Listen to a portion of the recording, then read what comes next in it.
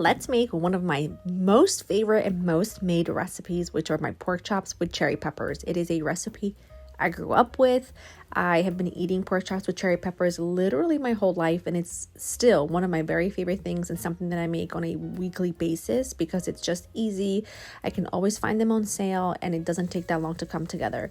You season both sides of the pork chops. Make sure you get some nice bone-in pork chops with a little salt, pepper, and a dusting of flour. I let them sit aside for a few minutes and then I sear them in a nice large hot skillet with some olive oil until they're a beautiful golden brown. Then I flip them. That only takes about 3 to 4 minutes.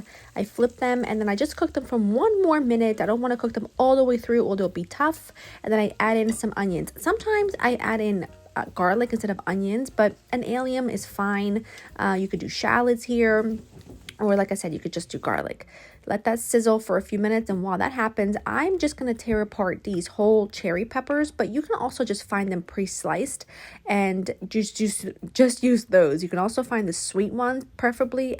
For me anyway, they have to be the hot ones. And I just tear them apart like so, and you could use as many or as few as you like. But like I said, if you don't like heat, you could use a sweet version. Once your onions have cooked down a bit, I'm going to deglaze with about a half a cup of white wine. Let that go for a minute, and then I add about a cup of chicken stock.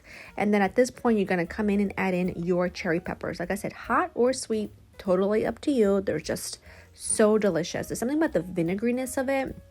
It literally makes my mouth water just thinking about it.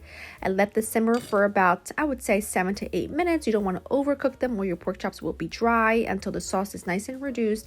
Then I finish it with a little bit of parsley, and that is it. So easy, so delicious, so fantastic. A family favorite and something that I'm telling you, you will make time and time again. Check the description down below for the recipe. Hope you enjoy. Bye-bye.